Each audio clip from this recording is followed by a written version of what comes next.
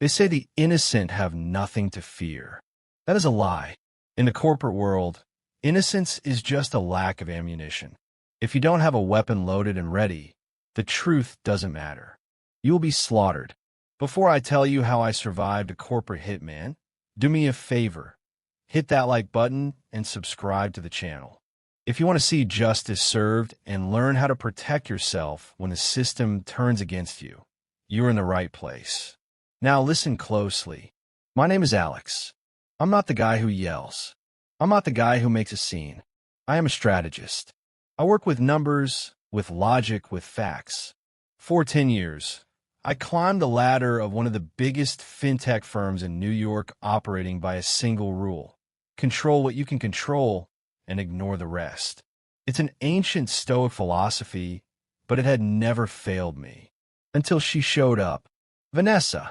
When she joined the department as the director of operations, the air changed. You know the type. Too charismatic. Too smiling. The kind of person who shakes your hand, and you feel the need to count your fingers afterward to make sure they're all still there. Most of the men in the office fell for her charm immediately. She knew how to play the game. She stroked their egos, laughed at their bad jokes, made vague promises of promotions. But I saw what was behind those eyes. There was no empathy. There was no humanity. There was only calculation. She was what psychologists call a corporate psychopath, and she realized that I saw her. That was when the war began. It wasn't an open war. People like Vanessa don't declare war. They commit sabotage. First, it was the small rumors. Alex isn't engaged. Alex seems unstable. Then, the isolation. Colleagues I had eaten lunch with for 5 years stopped inviting me. Meetings happened, and I accidentally wasn't copied on the emails. I was being erased slowly. The anger wanted to rise. I wanted to confront her, to scream, to demand respect. But I remembered Marcus Aurelius. The best revenge is to not be like your enemy. If I lost my cool, she would win. I needed something better than anger. I needed proof. That was when Sarah walked into my office. Sarah was the head of information security. If Vanessa was chaos, Sarah was absolute order. Hair tied back, sharp gaze, intimidating intelligence. She didn't tolerate incompetence, and more importantly, she hated liars. We had a mutual, professional, distant respect. But that night, she closed my office door and locked it. She placed a tablet on my desk. Without saying, hello, she just pointed to a chart. Benford's law, she said.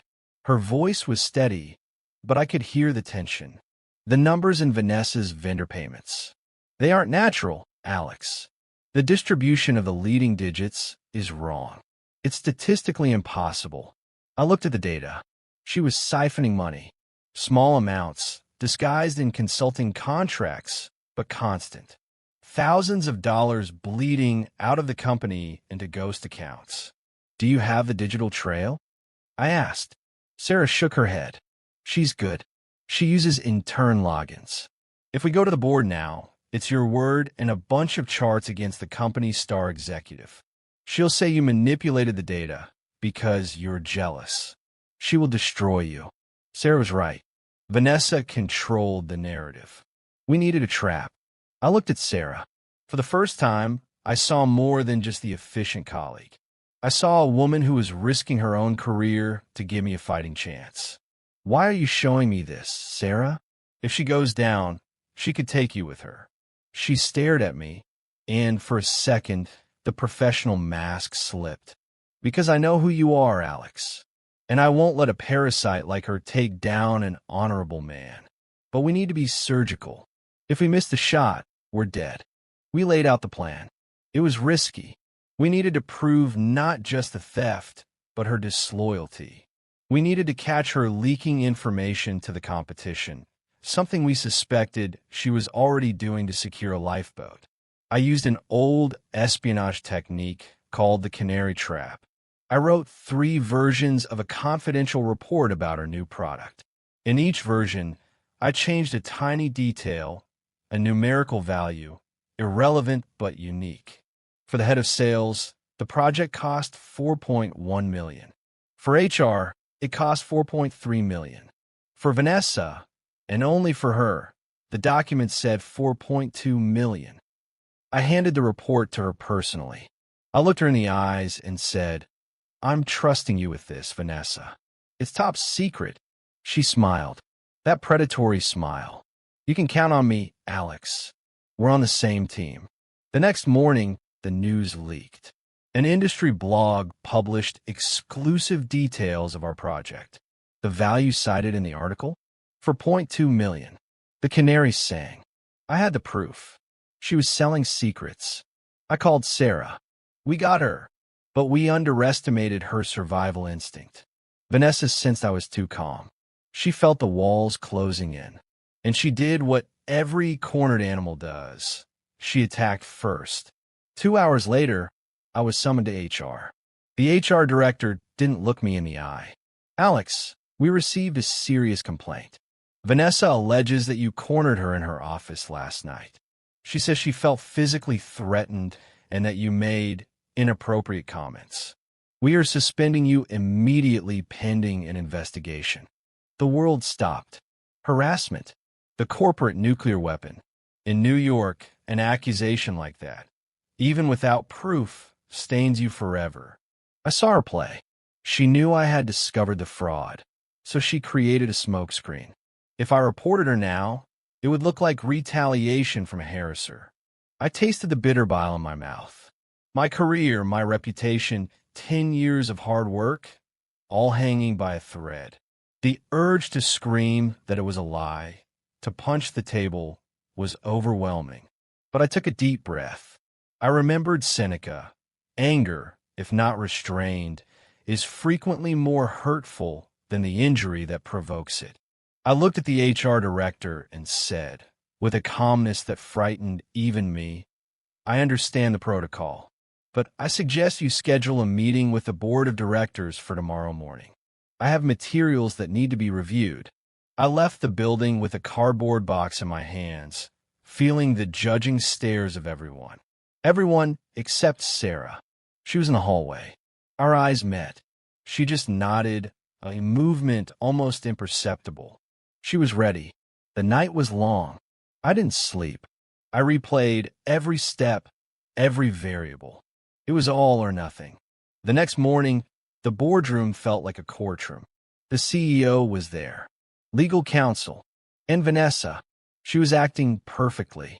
Red eyes, tissue in hand, hunched posture like a traumatized victim. When I walked in, she visibly shuddered. A performance worthy of an Oscar. "Alex," the CEO began, "we are here only to formalize your termination for cause.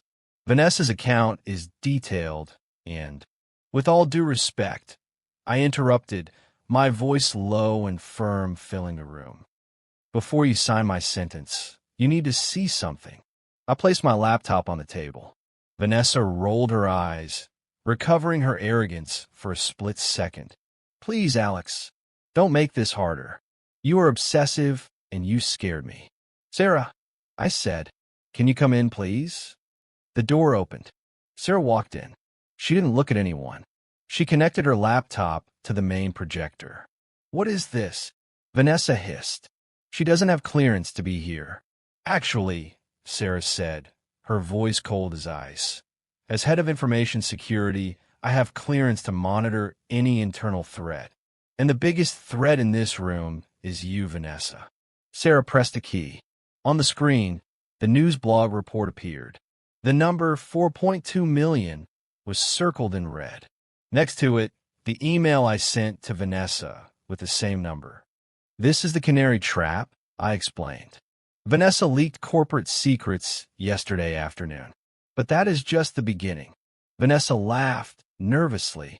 "That's a coincidence, and it proves nothing about the fact that you harassed me."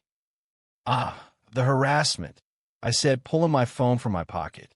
"About our conversation yesterday, when I handed you the report. New York is a one-party consent state. That means I can legally record any conversation I am part of, without notifying the other person. The color drained from Vanessa's face. She went pale as a ghost. I pressed play. The crystal-clear audio filled the room. "You can count on me, Alex. We're on the same team." Her voice, seductive, confident. "Just one more thing, Vanessa," my voice on the recording, "the vendor numbers." I noticed the discrepancies. A pause in the audio. And then, her voice, arrogant, without any fear. "Alex, you're smart, but you're naive. Nobody cares about the details if the profit goes up. Don't meddle where you're not wanted, or I guarantee you won't have a job anywhere in this city. Do you understand, honey?" Dead silence in the boardroom. There was no physical threat from me. There was no harassment. There was only her, threatening my career and implicitly admitting to the fraud. She lied about the harassment to cover up the fraud. I told the CEO.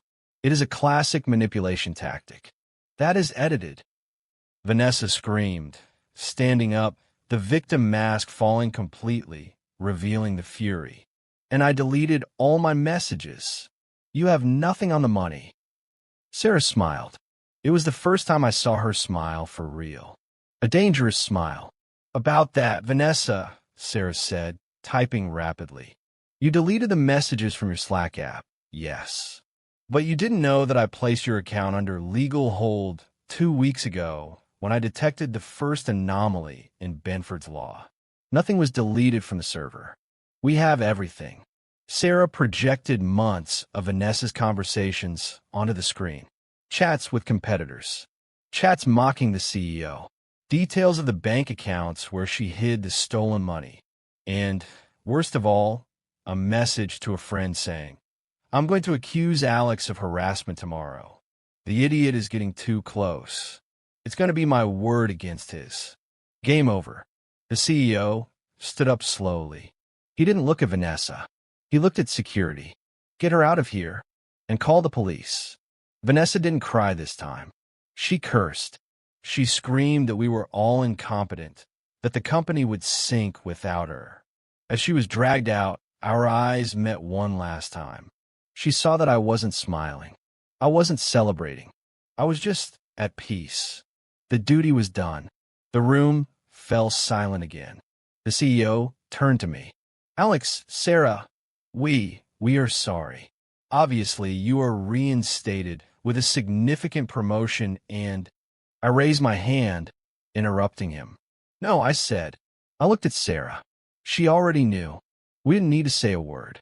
That environment, that culture that allowed someone like Vanessa to thrive for so long, it was poisoned. "I resign," I said. "And I believe Sarah does too." Sarah closed her laptop. "Exactly. My talents will be better utilized elsewhere." We walked out of that room together. We left behind the titles, the high salaries, and the toxic politics. As the elevator went down to the lobby, the silence between us wasn't heavy. It was comfortable. It was the silence of two soldiers who survived the trench. We stepped out of the building into the afternoon sunlight of New York. The air felt cleaner. "You were incredible in there," I said, looking at her. Sarah fixed her hair, and for the first time, I saw a soft shine in her eyes, something that had nothing to do with work. "I didn't do it for them, Alex. I did it for you. I knew you were the only man in there worth saving." I stopped on the sidewalk. The woman who watched my back, who risked everything, was standing right there. She wasn't just an ally. She was the partner I didn't even know I was looking for. "I'm unemployed," I joked, a half-smile appearing. "I can't buy you a fancy dinner." She laughed, and the sound was the best thing I had heard in years. She took my arm, linking hers with mine, a gesture possessive, protective, and incredibly affectionate. "Shut up, strategist," she said, leaning her head on my shoulder as we walked. "I'll buy dinner, but you're buying the drinks. We have a future to plan." I looked at our reflection in a building's glass. A man who walked through hell and came out unburned. And beside him, a woman strong, loyal, beautiful, and brilliant. I lost my job that day, but I won my life. And for the first time in a long time, the future wasn't a calculation of risk. It was a promise. And that, my friends, is the only satisfactory ending that matters.